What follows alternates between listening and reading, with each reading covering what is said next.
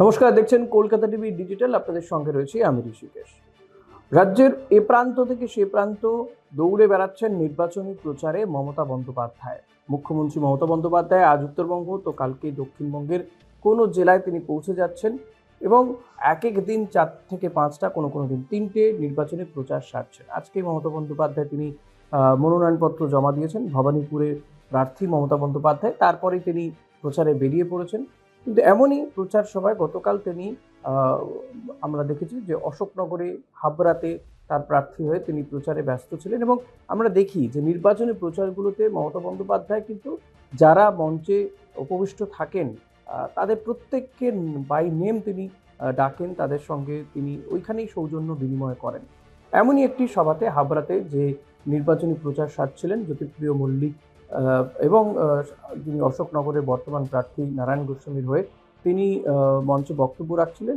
তারপরেই তিনি সেখানকার যারা কর্মীরা রয়েছে তাদের সঙ্গে জনতার যখন আলাপ করিয়ে দেন বা প্রার্থীদের যখন আলাপ করিয়ে দেন, তখন তিনি হঠাৎই বলে ওঠেন যে ধীমান কোথায়, কে এই ধীমান? এবং তারপরে খোঁজ করে দেখা যায় যে ধীমান রায় তিনি আসেননি। ধীমান রায় আর কেই নন, তিনি পুরনো তৃণমূল কর্মী, যিনি 2011 থেকে 2021 সাল পর্যন্ত ওই অশোকনগর কেন্দ্র থেকে বিধায়ক হয়েছেন। অর্থাৎ 10 বছর তিনি ওই কেন্দ্রের বিধায়ক ছিলেন।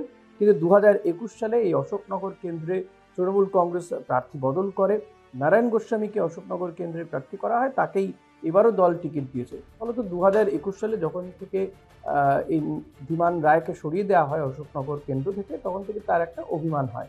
তিনি ক্রমশ দলের থেকে দূরত্ব বাড়াচ্ছিলেন। আর এবারও তার এই যে অশোকনগরের প্রার্থীদের প্রচারে গিয়েছিলেন মমতা বন্দ্যোপাধ্যায়, সেই সভাতে তিনি ছিলেন না।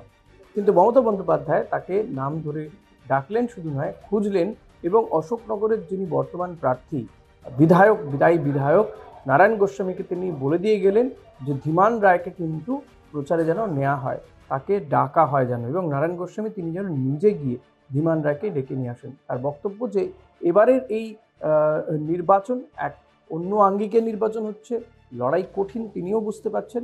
তাই পুরনো কর্মীদের বা পুরনো নেতারা যাতে মান অভিমান করে ঘরে না বসে থাকেন, তারাও যাতে দলের প্রার্থীদেরকে জেতাতে ময়দানে ঝাঁপিয়ে পড়েন, সেই বার্তাই কিন্তু দিলেন মমতা বন্দ্যোপাধ্যায়।